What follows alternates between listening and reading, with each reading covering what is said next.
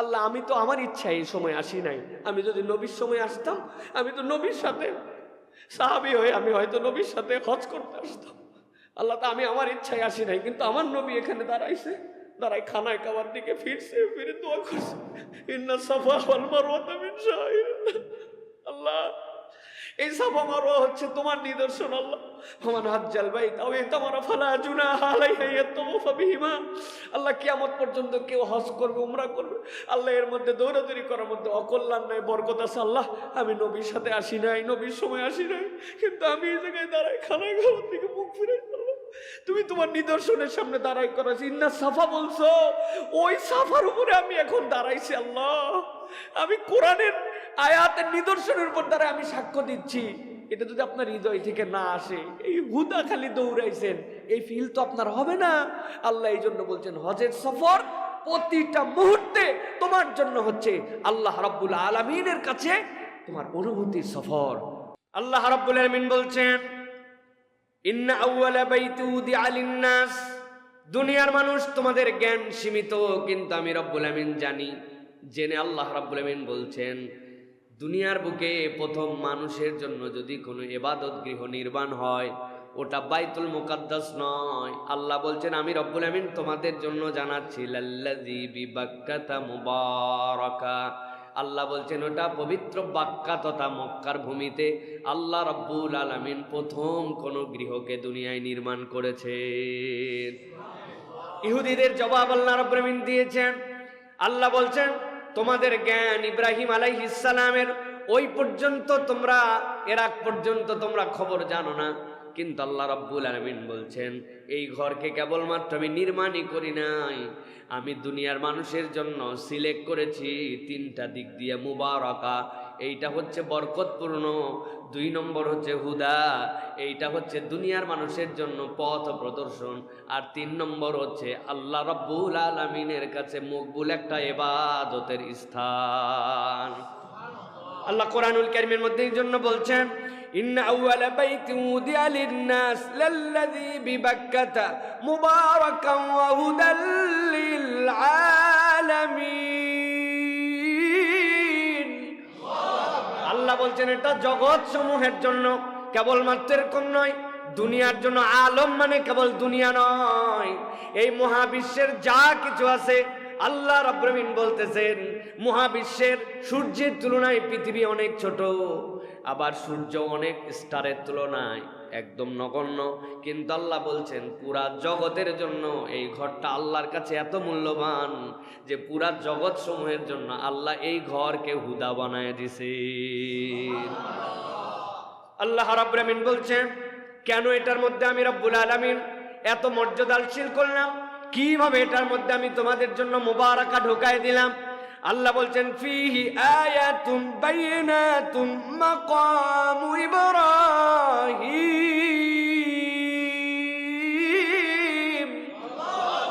আল্লাহ বলছেন দুনিয়ার মানুষ জেনে রাখো এর মধ্যে আল্লাহর নিদর্শন আছে, এর মধ্যে আল্লাহ রাব্বুল আমিন মাকামে ইব্রাহিমকে রেখেছেন।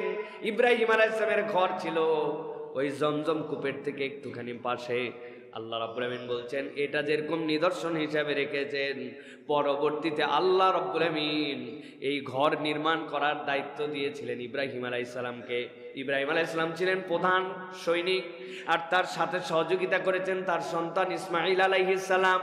আল্লাহ রাব্বুল আমিন তার পদচিহ্নটা পর্যন্ত এত পছন্দ করেছেন, উপর দিকে উঠবে এত উপরে, কে তাকে হেল্প করবে, কে তারে মাচা বানায় দিবে। আল্লাহ বলছেন মাচা বানানোর দরকার নাই, এমন পাথর আপনাকে দিলাম ইব্রাহিম আপনাকে বলতেও হবে না, আপনার যে পর্যন্ত যে আপনার কাজ করার সুবিধা হবে আল্লাহ পাথরকে অটোমেটিক ওই পর্যন্ত জাগায় দিবে। ছোট্ট ছোট্ট 2টা পায়ের চিহ্ন দিয়া আল্লাহ রাব্বুল আমিন সেটা পর্যন্ত সংরক্ষণ করেছেন। কোরআনে অনেকে অনেক কথা বলে, কিন্তু একটা ইমানদার যখন হজের সফরে যায় তার সবচেয়ে বড় বড় ফিলিংস হয় কোরআন যে সত্য এটা বিশ্বাস করি জন্যই আমি মুমিন, কিন্তু মানসিকভাবে শান্তি পায়। ইব্রাহিম আলাইহিস সালাম থেকে সেই মানসিক শান্তির বর্ণনাও আসছে।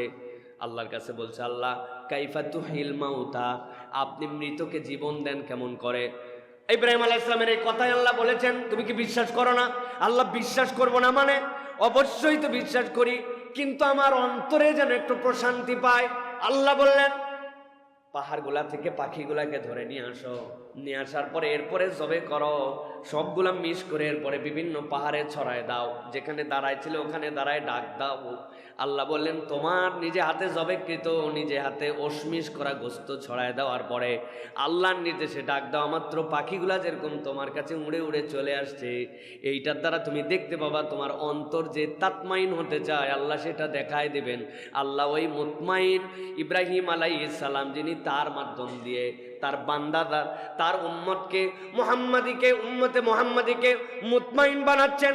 এই বান্দা কোরআনুল কারীমের মধ্যে পড়েছে বাক্কার কথা, মক্কার কথা, এই বান্দা পড়েছে সাফার কথা, মারওয়ার কথা, এই বান্দা জমজমের কথা জেনেছে। কোরআনুল কারীমের মধ্যে আছে ইন্নাস সাফা ওয়াল মারওয়াতা মিন শাআইরিল্লাহ। ওই বান্দা আজ কোরআনের মধ্যে যেটা পড়ছিল ঈমান নিয়ে এবার ওই সাফার উপরে দাঁড়ায় দাঁড়ায় আবার ওই আয়াত পড়তেছে। আল্লাহ বলছেন এর থেকে বড় তৃপ্তি ঈমানদারের জীবনে আর কিছু হতে পারে না। আয় রব, আমি ওইখানে দাঁড়ায় আছি, ইন্নাস সাফা ওয়াল মারওয়াতা মিন শাআইরিল্লাহ। আল্লাহ তুমি বলছো এই দুইটা নিদর্শন, আমি নিজে সাক্ষ্য হয়ে গেলাম। আমি এখন সাফার উপরে দাঁড়ায়া কাবার দিকে তাকায়া তোমার কাছে দোয়া করতেছে। কোরআন যে নির্ভুল, কোরআন যে সত্য সেটা মানি, কিন্তু আজকে আমার মন প্রশান্ত হয়ে গেল। আল্লাহু আকবার। আল্লাহ এই জন্য বলছেন ফিহি আয়াতুম বাইয়িনাত, এই খানায়ে কাবার মধ্যে তোমাদের জন্য স্পষ্ট নিদর্শন আছে। মাকামে ইব্রাহিম আল্লাহ বলছেন ওমান দাখালাহু কানা আমিনা, আমি আল্লাহ ঘোষণা দিয়ে দিলাম এই চৌহদ্দির মধ্যে যে ঢুকবে সে আল্লাহর কাছে নিরাপত্তা পেয়ে গেল। অপরাধ বাহিরে প্রমাণ হবে, বিচার বাহিরে হবে, কিন্তু ভিতরে কারো সাজা দেওয়ার ক্ষমতা নাই।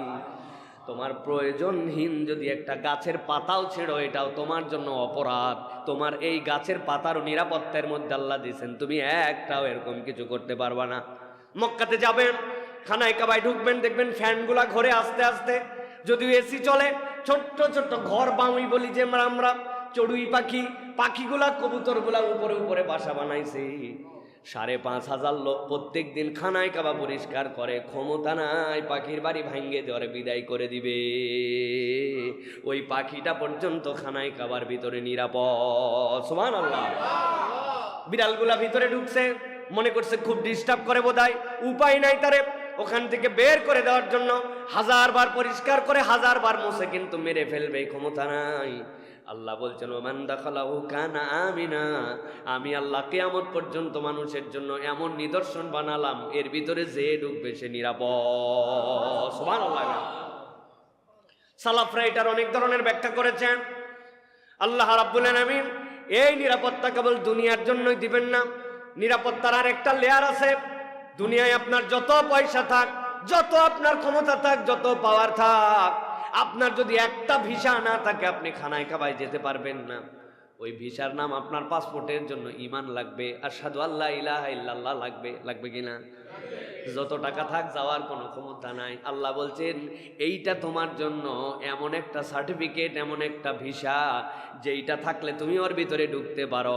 তার মানে আল্লাহ বুঝাচ্ছেন দুনিয়ার বুকে এমন নিরাপত্তার জায়গায় তুমি যেই ভিসার কারণে ঢুকতে পারো, ওই বান্দা স্থায়ীভাবে নিজের জীবনে এটা ধরে রাখতে পারলে আল্লাহ জাহান্নাম থেকেও তাকে নিরাপদ করে দিবে। আল্লাহ রাব্বুল আমিন এই জন্য বলছেন ওয়ালিল্লাহি আলান নাসি হিজ্জুল বাইতি মান ইসতাতা ইলাইহি সাবিলা ওয়া মান কাফারা ফাইন্নাল্লাহা গানিয়্যুন আনিল আলামিন।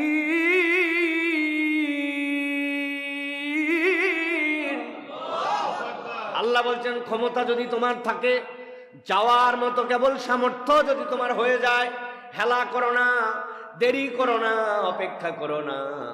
আল্লাহ বলছেন আল্লাহর ঘরের মধ্যে হজ করার জন্য চলে দাও। যাওয়ার সামর্থ্য যদি থাকে, আসারটা আল্লাহ বলেন নাই, যাওয়ার ক্যাপাসিটি দেখলে চলে যাও। আল্লাহ বলছেন এটা আল্লাহর পক্ষ থেকে তোমাদের জন্য বড় বেশি অফার। মনে করো না হজ করে তুমি আল্লাহর বিরাট কিছু করে ফেলতেছ। এই বোধ যদি তোমার থাকে তুমি বোকার স্বর্গের মধ্যে বাস করতেছ। আল্লাহ নিজের পরিচয় দিচ্ছেন, ওয়ামান কাফারা ফাইন্নাল্লাহা গনিয়্যুন আনিল আলামিন। আর তোমার রব এমন গনি, কেউ যদি যেতে না চায় না যাক, আল্লাহ দুনিয়ার দিকে মুখাপেক্ষী নয়। তার মানে হজ করো তোমার স্বার্থে, তোমার উন্নতির জন্য, তোমার কল্যাণের জন্য। এই জন্য প্রিয় ভাইরা, হজ মোস্ট সিগনিফিক্যান্ট একটা আমাদের ইবাদত। সবচেয়ে আল্লাহ রাব্বুল আলামিনের পক্ষ থেকে বান্দাদের জন্য বেস্ট উইশ। আল্লাহ রাব্বুল আলামিনের পক্ষ থেকে ঈমানদারদের জন্য সবচেয়ে ভ্যালুয়েবল গিফট হচ্ছে কোন ঈমানদার হজ করেছে। আসলে মুমিনের জীবনে তার যে মনোবিকাশ, তার যে মেন্টাল হেলথ, তার যে মনের বড়ত্ব, হজ না করলে এইটা বান্দার জীবনে, ঈমানদারের জীবনে বড়ত্ব আসে না। কেননা আল্লাহ রাব্বুল আলামিন এখানে সামগ্রিকভাবে এমন একটা সম্মেলন ঘটান, সে বহু রূপ, বহু কালচার, বহু অ্যাটিটিউড, বহু বর্ণ, বহু গোত্র, বহু এলাকা, বহুবিধ আচরণের মানুষ সে সেখানে দেখতে পায়। তখন সে বুঝতে পারে আমি তো কুয়ার ব্যাঙ না, আমি তো মহাসাগরের প্রতিনিধিত্ব করতেছি। এই বোটটা খানায় কাবায় না গেলে হয় না। সুবহানাল্লাহ। অনেক হাজী সাহেবরা যখন তাওয়াফ করতে যান, যাওয়ার পরে আল্লাহ এত লোক, এত ভিড়। আমার আব্বা আমাকে বলতেন, খবরদার বাবা, এই কথা বলা যাবে না। তুমি প্রধানমন্ত্রীর সমাবেশে লোক হলে খুশি হয়ে যাও, তোমার বাৎসরিক মাহফিলে লোক হলে তুমি খুশি হয়ে যাও, হ্যাঁ, তোমার নেতার সমাবেশে লোক দেখলে তুমি বলো ওরে বাবারে বাবা, আমার সমাবেশে, আমার দলের সমাবেশে, আমার পার্টির, আমার মাহফিলে এত লোক, এখানে তুমি খুশি হও। আর এখানে আল্লাহর দলের লোক দেখে তোমার ভয় করে কেন? তুমি বরং বলো সুবহানাল্লাহ, আল্লাহর দলে এত লোক, আমিও শামিল হয়ে গেলাম, দেখবা তোমার সব কাজ সহজ হয়ে যাবে। সুবহানাল্লাহ। অতএব প্রিয় ভাইয়েরা, এই বোধ, এই ভালোবাসা, এই ফিলিংস হজে না গেলে জাগ্রত হয় না। আমরা আসলে হজের মাধ্যমে কি অর্জন করি? আমি কি নোট হিসাবে বলবো, 6টা জিনিস আমরা হজের মাধ্যমে অর্জন করি। হজের মাধ্যমে ব্যক্তির মানসিকতার প্রশস্ততা লাভ হয়, যেটা অন্য কোনো মাধ্যমে এই প্রশস্ততা আসে না। 2 নম্বর, বৃহৎ মানব গোষ্ঠীর সকল জাতি, ধর্ম, বর্ণের মানুষজনের সাথে এক জায়গাতে মিলন হয়, যেটা হজ ছাড়া আর কোনো সমাবেশে হয় না। 3 নম্বরে, বর্ণগত, ভাষাগত, দেশগত, জাতিগত হিংসা, বিদ্বেষ, রেষারেষি মানুষ ভুলে যায়, ভুলে যে আমি যে ঈমানদার, আমার ঈমানের ভ্রাতৃত্ব যে কত গুরুত্বপূর্ণ, এটা হজের সমাবেশ ছাড়া মানুষ অনুভব করতে পারে না। 4 নম্বরে, মুসলিম জাতির মাঝে পরস্পর আমরা যে বিভিন্ন অঞ্চলগত পার্থক্যের কারণে আমরা যে আসলে দূরে নয়, বরং আমরা সকলে এক, এই ফিলিংসটা হজের সফরে হয়। এরপরে যেটি হয় সেটা হচ্ছে জাতিগত হিংসা আমাদের মধ্যে, জাতীয়তাবাদ আমাদের মধ্যে, এইগুলো আমাদেরকে বিভিন্ন গোষ্ঠী প্রীতিতে নিয়ে আসছে, এখান থেকে বান্দা বেরোতে পারে। সর্বশেষ, আমার রব যে কত মহান, এই রবের মহানত্ব নিজের চোখ দিয়ে এই জায়গাতে দেখা যায়। সুবহানাল্লাহ। অতএব প্রিয় ভাইয়েরা, এটা হচ্ছে আমাদের জন্য হজের অন্যতম আল্লাহ রাব্বুল আমিনের পক্ষ থেকে দেওয়া নিদর্শনের একটা। এবার আমরা যে প্রসঙ্গে কথা বলতে চাই সেটা হচ্ছে কেন হজে যাচ্ছি। একজনকে যদি বলা হয় কেন হজে যাচ্ছেন, সে নানান উত্তর দিতে পারে। আমি সওয়াব কামাইয়ের জন্য যাচ্ছি, আল্লাহ টাকা পয়সা দিছে, শেষ বয়সে হজ ফরজ হয়েছে তাই হজে যাচ্ছি। আসলে আপনি হজে কেন যাচ্ছেন, এই নিয়তটা জানা এবং শেখা আমাদের জন্য অনেক গুরুত্বপূর্ণ। কেননা বান্দার জীবনে নিয়তের দাম সবচেয়ে বেশি। এটা যদি আমাদের ক্লিয়ার না হয় তাহলে হজ হয়ে যায়, কিন্তু আমরা দেখি এই মানুষের মধ্যে অনেক ধরনের আচরণ, তারপরেও পরিবর্তন হয় না। হজ কেন যাচ্ছে আমরা যদি দেখি, কোরআনুল কারীম আমাদেরকে যে কথা বলছে সেটি হচ্ছে যে হজে মূলত আমরা যাচ্ছি আমিত্বকে বিসর্জন দিয়ে মানুষ হিসাবে নিজেকে দ্বিতীয়বার পূর্ণতা দিতে। আমি মানুষ, হাত পায়ে মানুষ, চোখ কানে মানুষ, নামে মানুষ, পরিচয়ে মানুষ, কিন্তু মানুষের যে একটা পূর্ণতা আছে, তার আত্মিক যে একটা চূড়ান্ত স্বকীয় উপস্থাপন আছে, সেটা হজ ছাড়া হয় না। সেটা কিভাবে হয়? আমিত্বের বিসর্জন দিয়ে মানুষ হিসাবে নিজেকে পূর্ণতা দেওয়ার জন্য হজের সফর। দেখেন আল্লাহ কি বলছেন। আল্লাহ রাব্বুল আমিন বলছেন, আল হাজ্জু আশহুরুম মা'লুমাত হজের মাসগুলো সুবিদিত। ফামান ফারাদা ফীহিন্নাল হজ্জ ফালা রাফাসা ওয়ালা ফুসুকা ওয়ালা জিদালা ফিল হজ ওয়ামা তাফআলু মিন খায়রিন ইয়ালামুহুল্লাহ। আল্লাহ বলছেন, ও দুনিয়ার মানুষ, হজের মাসগুলো সুবিদিত, ভালো করে খেয়াল করেন। কেন হজে যাচ্ছে এটা আমি বুঝি না। আল্লাহ রাব্বুল আলামিন বলছেন, হজের মাসগুলা নির্ধারিত। হজের মাস মূলত তিনটা, হজের 3 তারিখ আলাদা। হজ 9 জিলহজে হয়, সেটা ইয়াউমুল আরাফাতে। কিন্তু হজের মাসের মধ্যে আল্লাহ বলছেন, তুমি যে একটা মানুষ হিসেবে নিজেকে পূর্ণতা দিতে যাচ্ছ, তার জন্য তোমাকে বুঝতে হবে। আল্লাহ বলছেন, ফামান ফারাদা ফীহিন্নাল হজ, তোমাদের করো যদি হজ ফরজ হয়ে যায়, আল্লাহ বলছেন আমি দায়িত্ব দিলাম, ফালা রাফাসা, তুমি আর কোন রকম রফাস, অশ্লীলতা, অসভ্যতা, এটার সাথে তোমার কোনো সম্পর্ক থাকবে না। ওয়ালা ফুসুক, আল্লাহ রাব্বুল আলামিনের সুস্পষ্ট যে নির্দেশনা, ওই নির্দেশনা থেকে তুমি ফিস করতে পারবে না। আল্লাহ যা করতে বলেছেন সেখান থেকে দূরে আসো, যা নিষেধ করেছেন সেটাও করো। আল্লাহর প্রকাশ্য বিরোধিতা করা হচ্ছে ফাসেকি করা, এইটার সাথে তোমার সম্পর্ক থাকবে না। 3 নম্বরে আল্লাহ বলছেন, ওয়ালা জিদালা ফিল হজ, ঝগড়া বিবাদ তোমার জীবনে আর থাকবে না। এইটা কেবল হজের দিনে নয়, আল্লাহ বলছেন হজের মাস সমূহে তোমার জন্যই প্র্যাকটিস। এই বান্দার কোনো প্রস্তুতি নাই, কেবলমাত্র এয়ারপোর্টে গেছে, জামা কাপড় খুলে এহরামের কাপড় পরে রওনা হয়েছে। আগে তারও যাও গরম কম ছিল, এখন এহরাম পরার পরের থেকে চূড়ান্ত গরম, ভাবে আলাদা, হজে যাচ্ছি।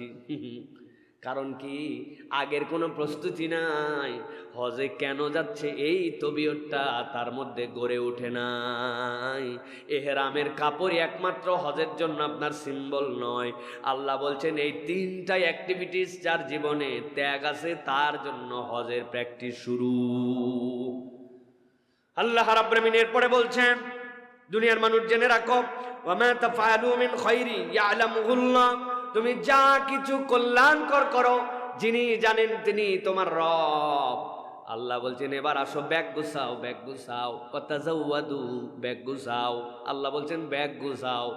তাজাওয়াদু মানে পাথেয় সংগ্রহ করে নাও, পানির পট নাও, গ্লাস নাও, ব্যাগের মধ্যে শীতের কাপড় নাও, তোমার জন্য মেডিসিন নাও, চশমা যদি লাগে, ভেঙে যদি যায় খুঁজে পাবা না, আরেকটা চশমা নাও। চোখের মধ্যে ইনফেকশন হয় এই জন্য ড্রপ নিয়ে নাও, পা ফেটে যায় জন্য ভ্যাসলিন নিয়ে নাও, তোমার যা যা লাগবে নাও। তবে আল্লাহ বলছেন, জেনে রাখো, ব্যাগ ভর্তি যা নিছো, আরেকটা ব্যাগ আলাদা করে ভর্তি করে নিও। আল্লাহ বলতেছেন, ফা ইন্না খায়রাজ যাদিত তাকওয়া, তোমার উত্তম পাথেয় হচ্ছে আল্লাহ ভীতি। যেই হজের মধ্যে সব আছে, ব্যাগ সুটকেস ভর্তি, কিন্তু আল্লাহর ভীতিতে তোমার জীবনে রফাস মুক্ত হয় নাই, ফুসুক মুক্ত হয় নাই, জিদাল মুক্ত হয় নাই। আল্লাহ বলছেন, এই বাহ্যিক ব্যাগ ভর্তি হজ তোমাকে কিছু প্রশান্তি দিতে পারে, কিন্তু তোমার আত্মার পরিবর্তন দিবে না। আল্লাহ রাব্বুল আলামিন বলছেন, ওয়াত্তাকুনি ইয়া উলিল আলবাব, আল্লাহ বলছেন, ও জ্ঞানওয়ালারা, আল্লাহকে ভয় করে চলো। তোমার পাথেয় তুমি যাই নাও না কেন, যদি আল্লাহকে ভয় করার পাথেয় তোমার জীবনে না থাকে, এই হজের কোনো মানে নাই। এরকম আপনি অনেক হাজি দেখতে পাবেন, হজ করার পরে আরো বেশি বেয়াদব আছে না না? হজ করে ব্যাংক ডাকাতি করছে, আছে না নাই? হজ করে দেশের টাকা বিদেশে পাচার করছে, আছে না নাই? আলহাজ সাহেব নির্দেশ দিয়ে মানুষকে গুলি করে মেরে ফেলছে, চোখ কানা করে ফেলছে, আছে না নাই? তাহাজ্জুদ গুজার বান্দি কি আকাম করছে, এটা নতুন করে বলার দরকার না, আছে না ভাই?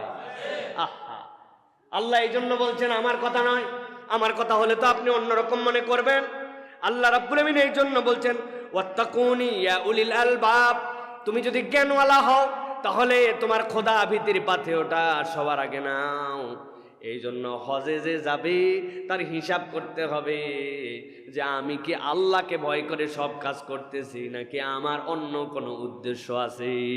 যদি আল্লাহ ভীতি তার পাথেয় হয়ে যায়, আল্লাহ বলছেন এই হজের বিনিময় জান্নাত ছাড়ার কিছুই নয়। সুবহানাল্লাহ। তাহলে মূলত হজ আমার কেন? আমার জীবন থেকে আমি রফাস দূর করব, অশ্লীলতা, অসভ্যতা, বেহায়াপনা, নির্লজ্জতা, এগুলো আমার জীবনে থাকবে না। এটা আমার জীবন থেকে ত্যাগ করতে হবে। আমাদের কাছে অনেক কিছু এখন স্বাভাবিক হয়ে গেছে, তাই না? লজ্জাই লাগে না। লজ্জা লাগে? আর আচ্ছা বলেন তো, আপনি আপনার মেয়ে অ্যাডাল্ট হয়ে গেছে, তার যে পোশাকে আপনি দেখতে পারবেন না, আপনার কাছে লজ্জা লাগবে, নিজেরই তো মেয়ে, কিন্তু তারপরে সে বড় হয়ে গেছে, তার একটা শালীন পোশাক আছে।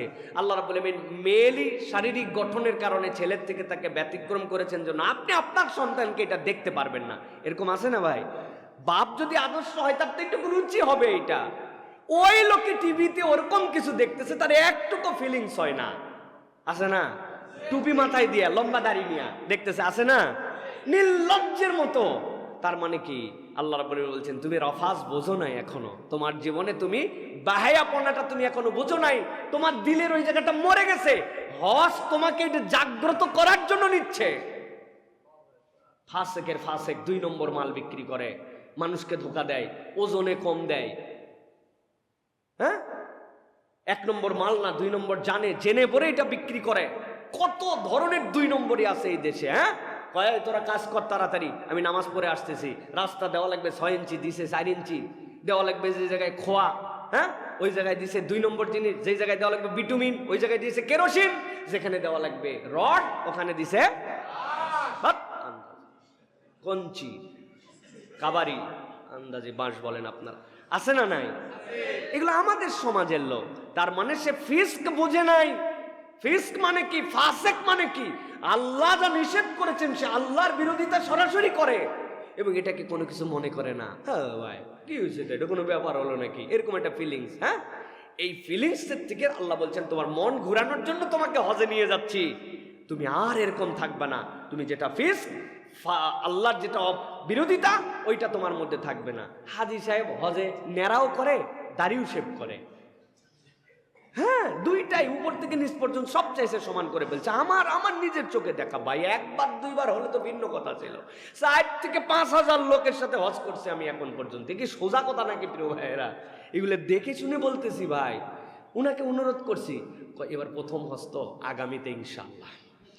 আরে প্রথম হজে আপনি কি বুঝাচ্ছেন? কই এই অভ্যাস করতেছি ইনশাআল্লাহ, হজের কয়দিন তো ছিল দাড়ি, এখন আবার ইনশাআল্লাহ সামনে রাখবো। বুঝানোই যায় না প্রিয় ভাইরা, আছে না? কেন? উনি হজের নিয়তের সময় বোঝে নাই যে আল্লাহ রাব্বুল আমিন আগেই তাকে বলেছেন ফালা রফাসা ওয়ালা ফুসুকা। বাবা তুমি হজে আসতেছো, এই কাজ করা যাবে না, এটা করলে হজ থাকে না, এটা ঠিক করে তুমি আসো। তোমার ওয়াইফ পর্দা করে না। হ্যাঁ, তুমি কেমন হাজী সাহেব? হাজী সাহেব পরিচয় করা দিচ্ছে, হুজুর আমার মেয়ের জন্য দোয়া করবেন। তাকায় এত মাথায় খারাপ, নিচের দিকে ছাড়া তাকানো যায় না যে এই হাজী সাহেবের এই গেটআপ আর উনার মেয়ের এই গেটআপ, কি সাংঘাতিক গেটআপ তার। একটা মুসলিম নারী এরকম পোশাক পরতে পারে না, উনি দোয়া চাচ্ছে হুজুরের কাছে উনার মেয়ের জন্য। এরকম প্রচুর দেখা যায়, এয়ারপোর্টে দেখা যায়। প্রিয় ভাইয়েরা, আল্লাহ তাদেরকে হেদায়েত দেন। কিন্তু কেন হচ্ছে না? উনি বুঝেন নাই যে হজ তাকে ফিস্ক মুক্ত করার জন্য নিচ্ছে। উনি মনে করছে হজে যাচ্ছি আমি, মোটামুটি আল্লাহ টাকা পয়সা দিছে, করে আসি একবার, সবাই যায় আমিও গেলাম একবার, হ্যাঁ না গেলে কেমন দেখা যায়, এই জন্য যাচ্ছে উনি। উনি বুঝে নাই ওয়ালা জিদালা ফিল হজ, হজের পরে আপনার জীবনে কোনো সাংঘর্ষিকতা থাকবে না, ঝগড়া বিবাদ এগুলো তো সবসময় নিষিদ্ধ। কিন্তু হজের পরে আপনি পিউরিফাইড মানুষ, এইটা তার মন মানসিকতার নেই। এই জন্য হজের মধ্যে যেও ঝগড়া করে। হজের মধ্যে যে ঝগড়া হয় এটা নর্মাল জায়গায় এত ঝগড়া হয় না, সেটা সামনে বলবো ইনশাল্লাহ। তাহলে প্রিয় ভাইয়েরা, হজে যাচ্ছি মূলত আমরা পিওর মানুষ হতে, 3টা স্বভাব পরিবর্তন করার জন্য। কয়টা? রফাস, ফিস্ক, জিদাল, এই 3টা থেকে মুক্ত হওয়ার জন্য, আল্লাহর কাছে নিবেদন দেওয়ার জন্য আমি হজে যাচ্ছি। এটা হচ্ছে হজে যাওয়ার উদ্দেশ্য। এবার চলেন, হজের সফরে আমরা তালবিয়া পড়ি। হজের তালবিয়া আসলে কি? তালবিয়াতে আমরা কি বলি? প্রত্যেক রাষ্ট্রের একটা ন্যাশনাল অ্যানথেম আছে, জাতীয় সঙ্গীত আছে। প্রত্যেক দল পর্যন্ত এখন তাদের দলের ব্র্যান্ডিং করার সময় তাদের একটা সঙ্গীত উপস্থাপন করে। মাদ্রাসাগুলো পর্যন্ত তাদের একটা গজল রাখে, যে এই মাদ্রাসার নাম দিয়ে তাদের এটা, তাদের গজল এটা, আছে না নাই? তোমার হজ, এই হজেরও একটা সঙ্গীত আছে, হজেরও একটা আল্লাহর কাছে স্লোগান আছে। ওই স্লোগানটার নাম হচ্ছে তালবিয়া। ওই স্লোগানের নাম কি? তালবিয়া। বান্দা যদি বুঝে ফেলতো যে সে তার তালবিয়াতে কি বলে, তাহলে হজ বোঝা তার কাছে পান্তা ভাত হয়ে যেত। কিন্তু বান্দা এই তালবিয়াটাও তোতা পাখির মতো বলে, নিজেও বলে না, উনার মুআল্লিম বলে লাব্বাইক আল্লাহুম্মা লাব্বাইক, উনি পিছে পিছে বলে, উনি নিজেও জানেন এটা বলে না। উনার যখন বলার প্রয়োজন পড়ে তখন মুআল্লিমকে বলে হুজুর একটু পড়েন না তালবিয়া, আমি পড়ি। মানে আপনি হাজিরা দিচ্ছেন আরেকজনের মাধ্যম দিয়া, আপনার রোল 42, আপনি দোস্তকে বলে গেছেন আমি গেলাম, তুই কিন্তু হাজিরার সময় লাব্বাইক দিস। আমাদের টেন্ডেন্সিটা এই টাইপের হয়ে গেছে প্রিয়। অথচ তালবিয়া আমাদেরকে কি শিখায় দেখেন, আল্লাহ রাব্বুল কি বলছেন। আপনি যখন বলেন লাব্বাইক আল্লাহুম্মা লাব্বাইক লাব্বাইক লা শারীকা লাকা লাব্বাইক ইন্নাল হামদা ওয়ান নি'মাতা লাকা ওয়াল মুলক লা শারীকা লাক, বান্দা যখন তালবিয়ার মধ্যে প্রবেশ করে আল্লাহ রাব্বুল আমিনের কাছে এর থেকে বড় নিবেদন বান্দার জীবনে আর কিছু নাই। সে আল্লাহর কাছে বলতে চাল্লাম লাব্বাইক আল্লাহুম্মা লাব্বাইক, এই রব আমি আপনার কাছে হাজির। আয় রব্বুল আমিন কেবল হাজির নয়, লাব্বাইক লা শারীকা লাকা লাব্বাইক, আমার মন ভরে নাই আল্লাহ, আপনাকে আরেকবার আমি বললাম এমন রবের কাছে আমি হাজির যার কোনো শরীক নাই। রব্বুল আমিন শরীক তো নাই, মোটা তাকে বলে ফেলছি, কিন্তু শরীক যে নাই তার তিনটা জিনিস আপনাকে আলাদা করে বলে দেই। ইন্নাল হামদা, আয় রব্বুল আলামিন দুনিয়াতে অনেকের প্রশংসা করেছি, নানান কারণে তেলবাজি করেছি, নানান কারণে তাদেরকে কৃতজ্ঞতা আদায় করেছি, করতেও হয়। কিন্তু আল্লাহ আজকে আপনার কাছে জানাচ্ছি যত কৃতজ্ঞতা হয় কৃতজ্ঞতার গোড়াটা আপনার কাছ থেকে, আপনার উপরে কৃতজ্ঞতা পাওয়ার কোনো হকদার নাই। ইন্নাল হামদা ওয়ান নি'মাতা, রব্বুল আমিন অনেক নিয়ামতের কৃতজ্ঞতা অনেকের কাছে আদায় করেছি, কিন্তু আমার জীবনের সব নিয়ামতগুলাই আপনার পক্ষ থেকে আসছে, আজকে এইগুলার মধ্যে আর কাউকে ভাগ দিব না। আল্লাহ আপনি হচ্ছেন সকল নিয়ামতের উৎস। লাকা ওয়াল মুলক, আয় রব্বুল আমিন ক্ষমতা পাওয়ার দুনিয়ার বুকে দাপট, অনেকের অনেক কিছুতে আমি প্রভাবিত হয়েছিলাম, মনে করেছিলাম এর পিছে ছুটলে তার পিছনে গেলে আমি কিছু ক্ষমতা পাবো, আমার পজিশন বাড়বে। আল্লাহ আমি বুঝি নাই, কিন্তু আজকে আপনার কাছে কাফনের কাপড়ের ড্রেসে আপনার কাছে হাজির হয়ে বলতেছি লাকা ওয়াল মুলক, আপনি ছাড়া আর কোনো মুলুকের মালিক কেউ নাই। আল্লাহর কাছে এরপরে বলছে আল্লাহ এত যে বললাম তাও আমার মন ভরে নাই, আবার আপনার কাছে বলতেছি লা শারীকা লাক, এই তিনটা বিষয় যেটা বললাম এইগুলার মধ্যে কোনো শরীকানা নাই। বান্দা যখন এই তালবিয়া বুঝে বুঝে বলে তার জীবন থেকে শিরিক চলে যায়, রুবুবিয়াতের শিরিক চলে যায়, উলুহিয়াতের শিরিক চলে যায়, বান্দা তখন বিশুদ্ধ হয়ে যায়। আল্লাহ নবী বলতেছেন এই তালবিয়া যদি তার অন্তর থেকে একবার মুখে উচ্চারণ হয়, বান্দা যখন তালবিয়া পড়তে শুরু করে রাস্তার পাশের পাথর, তুমি যেটাকে পাথর মনে করো সে আর পাথর থাকে না, তোমার সাথে তালবিয়া পড়ে, গাছ তালবিয়া পড়ে, আসমান জমিন তখন ওই বান্দার সাথে তালবিয়া পড়তে থাকে। আল্লাহ তোমার বান্দা যে সাক্ষ্য দিয়েছে আমরাও সাক্ষী হয়ে গেলাম, তোমার বান্দার সাক্ষ্য সত্য। আল্লাহ বলছেন ওই বান্দা এই তালবিয়ার হালতে একবার যদি আল্লাহর কাছে হাজির হয়ে যায় আর হজ যদি তার মাবরুর হয়ে যায়, আল্লাহ বলছেন তার আর জান্নাতের মধ্যে কোনো পার্থক্য নাই। সুতরাং এই তালবিয়া আমাদের জন্য বিশাল বড় শিক্ষার বার্তা নিয়ে আসছে। আপনি বলছেন ইন্নাল হামদা, কিন্তু আপনি তেলবাজি করান অমুক তমুকের, ও নিয়ামতা বলছেন কিন্তু আল্লাহর নিয়ামতের প্রতি আপনার পূর্ণ আস্থা নাই। লাকা ওয়াল মুলক বলে আবার বলেন জনগণ ক্ষমতার উৎস, আপনি বলেন ভাই ওয়ান অফ দ্য পার্ট এইটা, কিন্তু আপনার এক্সট্রিম বিশ্বাস থাকতে হবে রব্বুল আলামিনই আপনাকে দিতে পারেন, আল্লাহ ছাড়া কেউ দিতে পারে না, ঠিক কিনা? এটা আপনার মনের মধ্যে প্রশস্ত জায়গার মধ্যে এটা থাকতে হবে। আল্লাহ বলছেন তালবিয়া এই জন্য এত দামি, আল্লাহ রাব্বুল আলামিন ওই বান্দাকে নিয়ামত দেন। এখন হাজী সাহেব সেই তালবিয়াও ভাড়াটিয়া লোকদের পড়ায়, একজন পরে উনি পিছনে পড়ে, উনি তালবিয়াই ঠিক করতে পারে নাই, হজে চলে যাচ্ছি আমি। এই জন্য হজের মাস 3টা আর হজের দিন ওই যে 5 দিন আপনার জন্য, এর জন্য আগের থেকে প্রস্তুতি নেওয়া লাগে। আল্লাহ রাব্বুল আলামিন তালবিয়ার এই শিক্ষাটা আমাদের জন্য গ্রহণ করার তৌফিক দান করেন।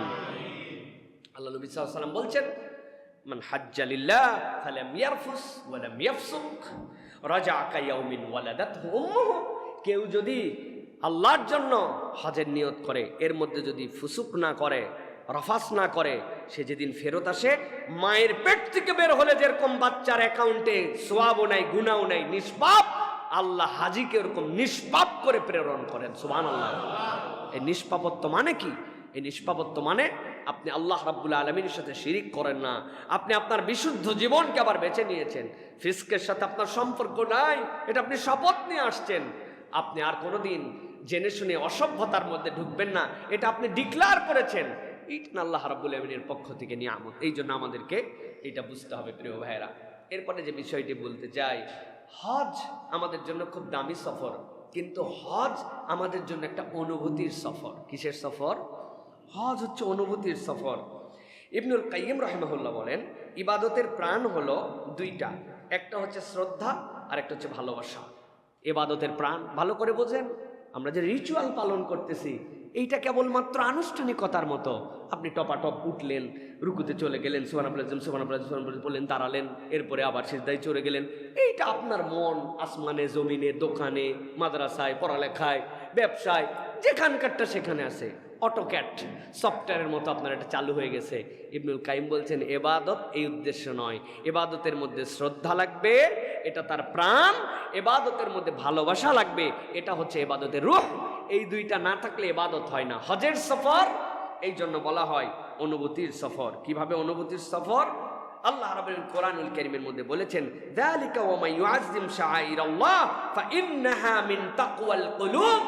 কেউ যদি আল্লাহর কোনো নিদর্শনকে সম্মান করে, এটা তার অন্তরে আল্লাহ ভীরুতার একটা প্রকাশ। ওই বান্দা যখন খানায় কাবার সামনে গেছে, সে ব্যাকুল হয়ে গেছে, সুবহানাল্লাহ, এটাই তো সেই ঘর, বাইতুল মামুরের প্রতিচ্ছবি যার উপরে আসছে, এটাই তো সেই ঘর, সকল পয়গম্বর যেখানে আসছেন, এটাই তো সেই ঘর, যেই ঘর আল্লাহ বলেছেন প্রথম নির্মাণ করা দুনিয়ার বুকের ঘর। আল্লাহ, আমি তো সেই গোলাম, যেই গোলামকে এই চক্ষুর কোনো যোগ্যতা নাই, আমলের কোনো যোগ্যতা নাই, তুমি প্রথম ঘর আমাকে দেখায় দিলে। এটা কি আপনার কোনো ভাই ফিলিংস ছাড়া, অনুভূতি ছাড়া আপনাকে কেউ ভিন্নভাবে এই ফিলিংস জাগ্রত করাতে পারবে? আপনি যখন দেখতেছেন এই তো সেই জমজম, হযরতে হাজেরা দৌড়াচ্ছেন সাফা থেকে মারওয়া, মরিচিকা বুঝতেছেন চকচক করে, সন্তান দাপাচ্ছে পানির জন্য। মারওয়ায় গেছেন, যাওয়ার পরে আবার উনি জানেন একটু আগেই তো এই রাস্তায় আসছি, আবার ঘুরে আসছেন সাফায়, দেখছেন না পানি নাই, আবার গেছেন। আর যখন মধ্যের জায়গাটুকু, যেই জায়গা থেকে খানায় কাবাটা স্পষ্ট দেখা যায়, ওই জায়গাটুকু যখন পার হচ্ছে, হাজি তখন বলে, আমার মা এখানে দৌড়াইছে তার সন্তানের পানির জন্য। আমি আল্লাহর কাছে বলি, রব্বিগফির ওয়ারহাম ওয়া আনতা আ'আজ্জুল আকরাম। আমিও দৌড়াই, আল্লাহ আল্লাহ, আমার তো এখন ওখানে পানির জন্য যাচ্ছি না, কিন্তু রব্বিগফির ওয়ারহাম, আল্লাহ তুমি আমারে ক্ষমা করে দাও, তুমি আমার প্রতি রহম করো। ওয়া আনতা আ'আজ্জুল আকরাম, আপনার থেকে সম্মানিত মর্যাদা মানার কেউ নাই, আল্লাহ আমি তো এই জন্য দৌড়াই। মা দৌড়াইয়া 7 বারে যখন আসছেন, আসার পরে এবার আর মারওয়ায় যায় না, সাফা থেকেই তাকায় দেখে সন্তান যেখানে ছিল ওই জায়গায় দেখে এখন চকচক করে। দৌড়ায় আসছেন, এসে দেখে যেই জায়গায় ইসমাইল পা দিয়ে থাবা দিচ্ছিল, আল্লাহ ওই জায়গার থেকে গলগলায় পানি বের করে দিছে। পানি যখন বের হইছে, উনি ওনার মশকগুলা ভরাইছে, কাপড় চোপড় ভিজাইছে, জান ভরে বাচ্চারে খাওয়াইছে, গোসল করাইছে, নিজে খাইছে। পানি তাও থামে না, পানি তো বের হয় আর বের হয়। হযরত রাসূলুল্লাহ সাল্লাল্লাহু আলাইহি ওয়াসাল্লাম বলছেন, তোমাদের মা তখন কি করলো জানো? তোমাদের মা তখন বলল, জম জম, থাম থাম, ওরে পানি, তুই যদি চলে যাস এরপরে আমার বাচ্চার জন্য কি হবে? আস্তে চারিদিক দিয়ে বালু টেনে টেনে তিনি তো চারিদিক দিয়ে বেড়া দিয়ে দিল। বলছেন তিনি যদি এই বেড়াটা না দিত, তাহলে এইটা হয়ে যেত কিয়ামত পর্যন্ত প্রশবনী নহর। আর ওই বেড়া দেওয়ার জন্য হয়েছে কূপ, ফুরাবে না কোনোটাই, কিন্তু বেড়া দেওয়ার জন্য কূপ হয়েছে। আল্লাহ ওই রহমতের নিদর্শন, রব আমার মতো গোলাম রে ওই জায়গায় আনছো। কই হাজেরা আলাইহিস সালাম দৌড়াইছিলেন, আমারে দৌড়াইছো। আল্লাহ তুমি আমারে মাফ না করে আমার জীবনে রহমত না নিলে আমি আর রহমত কোথায় পাবো? আল্লাহ তুমি আমার ওই জায়গায় হাজির করছো। এটা ফিলিংসের সফর। খালি আপনি দৌড়াইলেন, জিজ্ঞাসা করছে কি করো, কই সাফা মারওয়ার মধ্যে দৌড়াদৌড়ি মারতেছি। কি দৌড়াদৌড়ি মারা? এটা আপনার ফিলিংস মারা। এইটা আপনি ওই পাহাড়ের উপর দাঁড়াইছেন, যেখানে দাঁড়ায়া নবীজি আপনাকে দোয়া করতে শেখা গেছেন। আমার নবী নাই, তার সাহাবীরা নাই।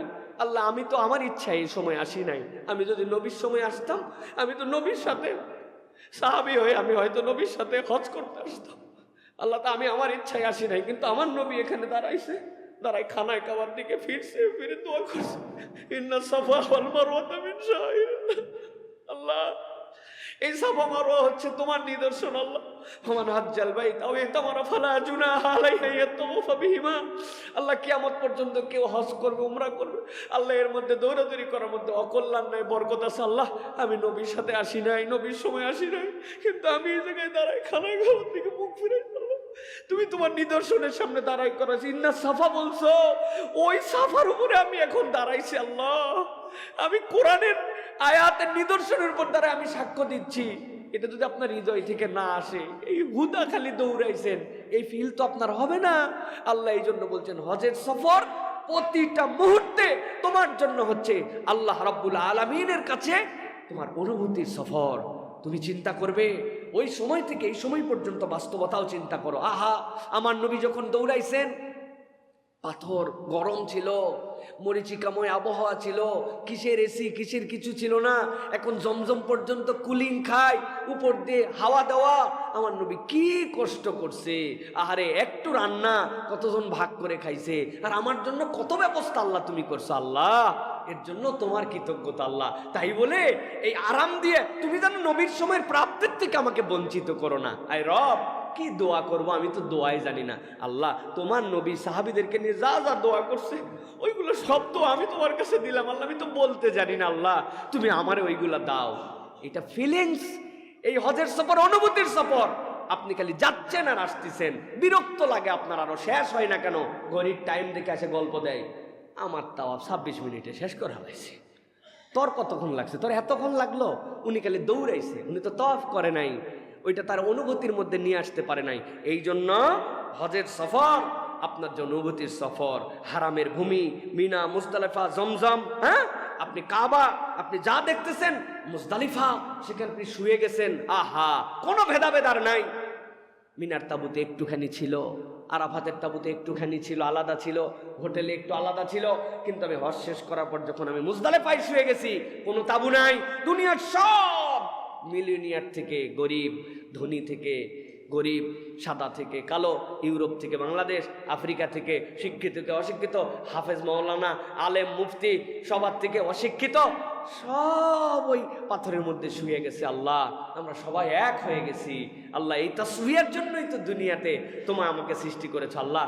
অতএব আমাকে ইচ্ছায় অনিচ্ছায় যেহেতু এই জায়গায় শোয়াই ফেলছো আল্লাহ, তাহলে আমার জীবনটা তোমার কাছে যেভাবে উপস্থাপিত হলে, তোমার কাছে যেভাবে গেলে এরকম একদম কমল হয়ে তোমার কাছে উপস্থাপিত হতে পারি, সেই জিন্দেগিটা আমাকে দান করো।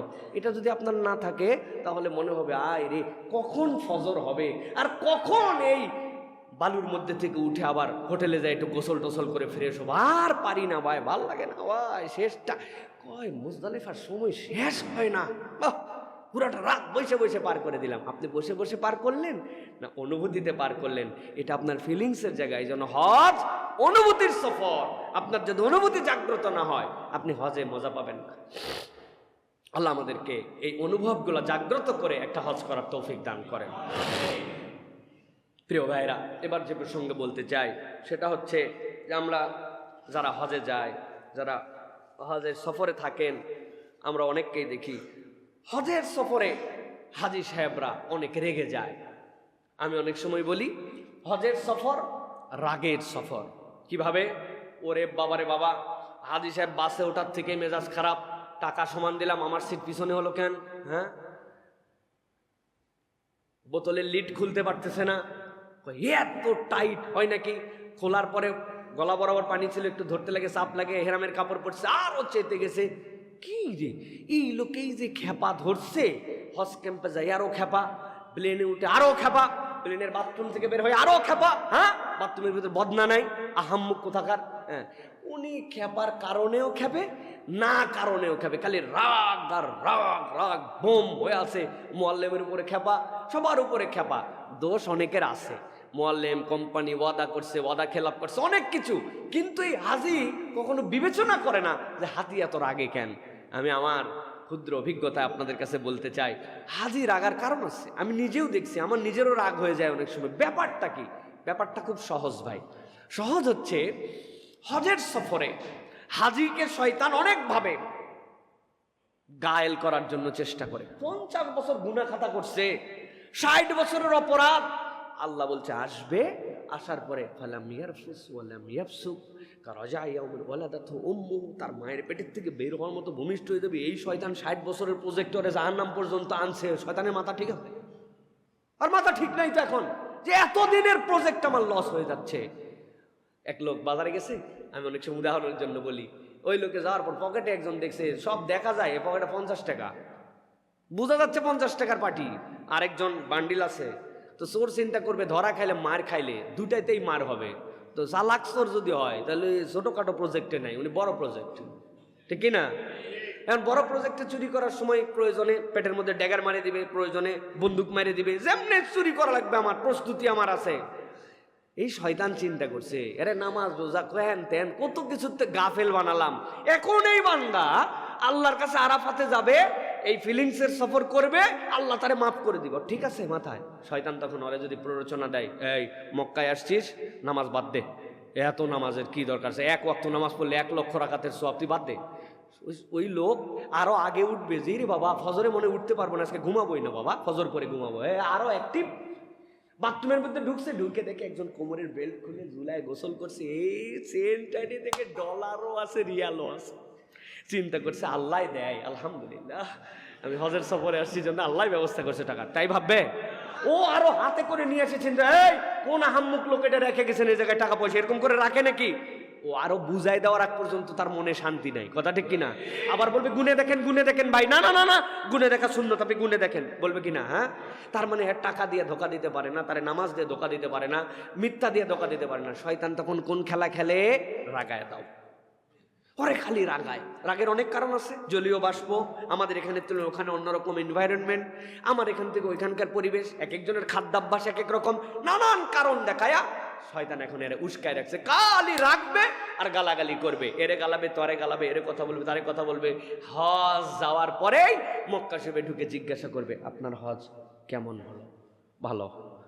ভালো হজ মানে কেমনে? কাছে বাড়ি, ভালো খাবার। আপনার হজ আরে হজ আহা অনেক দূরে বাড়ি, খাবার ভালো না। ও বাবা, ভালো হজ আর খারাপ হজের সংজ্ঞা এটা কে নির্ধারণ করছে? শয়তান নির্ধারণ করছে। কারণ এই লোক অন্য সময় গুনাহ অন্যটা করেই না, এই গুনাহগুলো তখন করতে শুরু করেছে। অতএব শয়তানের ফাঁদ চিনে চিনে আপনাকে যেতে হবে। হজের সফর যেন রাগের সফর না হয়। এটার দ্বারা আবার যারা ট্রাভেল চালারা আছেন, আপনারা উল্টা পাল্টা প্রতিশ্রুতি দিয়া মিথ্যা কথা বলে তারে নিয়া আপনি আবার ওয়াজ করবেন, রাগ করতে হয় না। আপনাদের জন্য কিন্তু আরো সাংঘাতিক ব্যাপার আছে। আপনি আল্লাহর মেহমানের সাথে 2 নম্বরই করতেছেন, আপনি আল্লাহর কাছে চিটিংবাজ হিসাবে উঠে যাবেন। অতএব চেক এন্ড ব্যালেন্স করে চলতে হবে প্রিয় ভাইরা। তারপরেও আমার হজ আমি যেহেতু গেছি, আমাকে সর্বোচ্চ সংযম প্রদর্শনের জন্য চেষ্টা করতে হবে। আল্লাহ বলছেন, মান হাজ্জালিল্লাহ ফালাম ইয়ারফুস ওয়ালাম ইয়াফসুক রাজা কায়াউমিন ওয়ালাদাত উম্মুহু। আমি নিষ্পাপ হওয়ার জন্য গেছি, অতএব আমাকে আমার সংযমের সর্বোচ্চ মাত্রায় সব সময় সতর্ক থাকতে হবে। খালি ডানে বামে দিয়া আপনারা খালি উত্তেজিত করার জন্য চেষ্টা করবে, উত্তেজিত হওয়া যাবে না। নিজের হজ এদিকে সংরক্ষণ করার জন্য চেষ্টা করতে হবে। প্রিয় ভাইয়েরা, এবার যে বিষয় আপনাদের কাছে বলে শেষ করতে চাই সেটি হচ্ছে, প্রিয় ভাইয়েরা, হজ যে আমরা করলাম, হজ আমাদেরকে একটা গিফট করে। আপনার কাছে আসছে মানুষজন, ভাই হজতে আসছেন, কি আছে? আপনি নিয়ে আইছেন তসবি, আপনি নিয়ে আসছেন খেজুর, জমজমের পানি। মানে কত দূর একজন হাজি 5 লিটারের বেশি জমজমের পানি আনতে পারে না। খেজুর কত দূর আনছে? যতই আনুক 23 কেজির উপর 1 লাগেজ হয় না। ধরলাম একটা 23 কেজি খেজুর আনছে, কথার কথা, কেউ আনে না, তাও আনলো। 23 কেজি খেজুর, কদ্দুর খেজুর? আপনাদের পরিষদ, আপনাদের লোকজন খাওয়ায়া খোয়ায়া 7 দিনের মধ্যে বোন ভাই আত্মীয় স্বজন দিয়ে নিজেদের জন্য 2 কেজি রাখছিল, ওইখান থেকেও দিয়া বউ রাগ, হ্যাঁ বাড়ির পর্যন্ত খেজুর রাখলেন না, আগামী সামনে রোজায় খাবো মনে করছিলাম। যাই হোক, সব শেষ। 2-1 আস্তে আস্তে একজন বলছে, ভাই আমার বাচ্চাটা একটু অসুখ, জমজমের পানি আছে, কই ফুরাইছে, খেজুর নাই। এই 2-1 দিনের মধ্যে খবর হওয়ার পর আর কেউ হাজির কাছে যায় না, জমজম নাই, খেজুর নাই, হাজিও নাই, হাদিয়া শেষ। সময় আছে নাকি আপনার কাছে যাওয়ার? আশা করছিলাম আপনি আমাকে একটা জায়নামাজ দিবেন, সেটাও দেয় নাই। কি হাজিরা, খুব কৃপণ। বাবারে, হাজির ব্যক্তি যে কয়টা জায়নামাজ নিয়ে আসবে আপনার জন্য, কিন্তু উনি একটা আশা করছিল। এরকম আশা করছে কয়জন? মাত্র 150 জন। ঠেলা বোঝেন কি অবস্থা। তো এই যে আমাদের এই নিয়ামত শেষ, হাজির মর্যাদাও শেষ না। হজের হাদিয়াটা ভিন্ন হাদিয়া। কেউ যদি নিয়ে আসতে পারে, কিয়ামত পর্যন্ত তার হাদিয়া দেওয়া শেষ হবে না। আল্লাহ রাব্বুল আলামিন কোরআনুল কারীমের মধ্যে বলেছেন, আল্লাহ কি বলেছেন? আল্লাহ বলেছেন, ইন্না আউওয়ালা বাইতি উদিআ লিন-নাস লাল্লাযী বিবাক্কাতা মুবারাকা। আমি চ্যালেঞ্জ দিলাম, এটা তোমার জন্য মুবারাক, এটা হচ্ছে হুদাল লিল আলামিন, হুদা তোমার জন্য। ওই হাজী সাহেব খানায় কাবার পাশে গেছে। খানায় কাবার পাশে যাওয়ার পরে হজরে আসওয়াদ থেকে তাওয়াফ শুরু করছে। বিসমিল্লাহ আল্লাহু আকবার। কেন এই তাওয়াফ শুরু করলো, কেন আল্লাহু আকবার বলে সে খানায় কাবার পাশে গেল? আমার ওস্তাদ আরেকজন ছিলেন আব্দুল্লাহিল বাকি স্যার, তিনি বুঝানোর জন্য বলতেন, বাবারে তুই অসুস্থ হয়ে গেছিস, বুকের ব্যথা, হাত ফ্র্যাকচার হয়ে গেছে। কোথায় গেছো? ডাক্তারের কাছে। ডাক্তার একটা এক্সরে করছে, এক্সরে ফিল্ম দেখছে, আরে আল্লাহ আপনার তো হাতের এই জায়গার হাড্ডি বাঁকা হয়ে গেছে, অপারেশন করা লাগবে, ঠিক করা লাগবে। রিফ্লেকশন লাইটের পিছনে দিয়ে দেখতে পায় আমি যখন খানায় কাবার সামনে যে হজরে আসওয়াদ, যেটা দুনিয়ার পাথর নয়, আসমান থেকে আল্লাহ রাব্বুল আমিন প্রেরণ করেছিলেন, সে সাদা ছিল, কালো হয়ে গেছে। এই হজরে আসওয়াদের পাশ দিয়ে আমি ঘুরতে শুরু করেছি, খানায় খাবার গিলাফ কালো দিয়ে মোড়ানো, আমার গুনার রিফ্লেকশন খানায় কাবাতে পড়তেছে, আর আল্লাহ রাব্বুল আমিন রহমত বান্দার উপর নাজিল করতেছেন, বান্দা ওই রহমতের উপরে আসতেছে, বান্দা ঘুরতেছে। এটা ঘোরা নয়, এটা তার জন্য জীবন্ত সালাত। এই সময় কথা বলা, বিনা প্রয়োজনে সেলফিবাজি করা, অযথা আলাপ করা কিচ্ছু নাই, আপনি চলন্ত সালাতের মধ্যে আছেন। আর এখানে এসে বলতেছেন রুকনে আমিরি থেকে, রব্বানা আতিনা ফিদ দুনিয়া হাসানা ওয়া ফিল আখিরাতি হাসানা ওয়া কিনা আযাবান নার ওয়াদখিলনাল জান্নাতা মাল আবরার, ইয়া আজিজু ইয়া গফফার, ইয়া কারীমু ইয়া সাত্তার, ইয়া রহিমু ইয়া জব্বার, ইয়া খালিকু ইয়া বার। বলতে বলতে আবার হজরে আসওয়াদ আসে, আল্লাহু আকবার, আল্লাহ আমি ছোট, তুমি বড় আল্লাহ। বান্দা এরকম করে যখন ঘোরে আর ঘোরে, এটা কেবল ঘোরা নয়, সে রহমতের পাশে ঘোরা, তার দাওয়াতকে সে বুঝে নেওয়া। হাজি এসে বসে থাকবে না, সে আল্লাহর বরত্বের কথা বলে বেড়াবে, সে তাওহীদের প্রচারক হবে, সে দ্বীনের পক্ষে থাকবে। ইসলাম যেন দুনিয়া ব্যাপী বিস্তৃত হয়, আল্লাহর হুকুম যেন দুনিয়ায় বাস্তবতা হয়, মুনাফিকের জিন্দেগি বাদ দিয়ে আল্লাহর দিকে যাবে। এই হাদিয়া তার কিয়ামত পর্যন্ত হায়াত পালেও ফুরাবে না, ঠিক কিনা? আর উনি তবিল নিয়ে আসছে 5 কেজি জমজম, আর নিয়ে আসছে, এটা ফুরাইছে। হাজিক কে ছিল আন্দাজ, ওর কাছে খেজুর নেই, কিছু নেই, উদে জানেই নাকি, ওর কাছে যায় দরকার নেই। আমাদের অবস্থা তাই, কারণ আমি বুঝ করে আসতে পারি নাই, আমার তাওহীদ আমি ঠিক করে আসতে পারি নাই। এখন পর্যন্ত আমার মন পরিবর্তন হলো না, দুনিয়া পরিবর্তন হয়ে গেল। এখন পর্যন্ত আমি সেই এনতেনের সাপোর্ট করি, উমুক তুমুককে পছন্দ করি, তার মার উমুক তুমুকের আদর্শ আমার কাছে বাস্তবতা মনে হয়, আমার মন এখন পর্যন্ত স্বচ্ছ হয় নাই। তাহলে আপনার এই খানায় কাবার পাশে ঘুরাইয়া আপনার এক্সরেটা ভালো করে ওঠে নাই, আপনার ফিল্মটা দেখে ডাক্তার আসলে কিছু বুঝতেছে না। এই জন্য আল্লাহ বলছিলেন হজের সফরে যাওয়ার আগে 3টা সিদ্ধান্ত নিয়ে যাও, নিয়তটা পরিষ্কার করে যাও। অতএব হজের এই হাদিয়াটা আমাকে গ্রহণ করে নিয়ে আসতে হবে। হাজি বসবে না, হাজি ঘুরবে, হাজি আল্লাহর দাওয়াতকে পৌঁছায় দিবে, তার সারাউন্ডিং এর মধ্যে সে দ্বীনের জন্য চেষ্টা করবে। জীবন প্রত্যেকের নির্ধারিত, হায়াত শেষ, চলে যেতে হবে, কিন্তু আমি কদ্দূর পর্যন্ত আল্লাহর জন্য ডেডিকেশন রেখে যেতে পারছি, ওইটাই মানুষের আসল জীবন, ঠিক কিনা? ওই কথাটা সবচেয়ে বাস্তব কথা। যে সময় আমি আসছিলাম, ওই সময় আমি কাঁদছিলাম, সবাই হাসছিল, তাই না?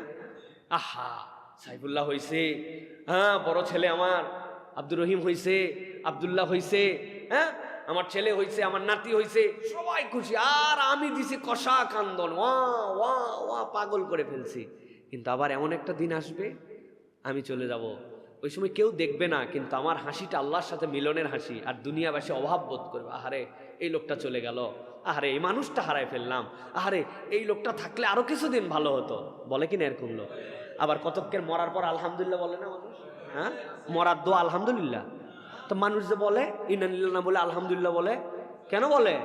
ওই যে আমরা ওই জীবনটা গঠন করতে পারি না। অথবা আমরা কোন জীবন গঠন করতে চাই?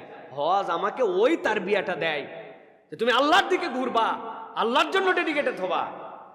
হজের পরে হজ করেই যাচ্ছে মানুষ, এসেই যাচ্ছে মানুষ। 2 নম্বর আল হাজ, ব্যাংক চোর, নাম বললাম না, 7টা ব্যাংক খাইয়ে ফেলছে। উনার থেকে বড় হাজি কেউ নাই, রয়্যাল হাজি, রাষ্ট্রীয় হাজি, আছে না নাই? তা কেমনে কি হলো ভাই, বুঝলাম না তো, হলো না তো ভাই। আমরা তো তাহলে এটার সাথে কখনো সামগ্রিকভাবে আমরা হজ অনুভব করতে পারছি। আল্লাহ আমাদেরকে হজের এই বুঝ দান করেন, বল আল্লাহুম্মা আমিন।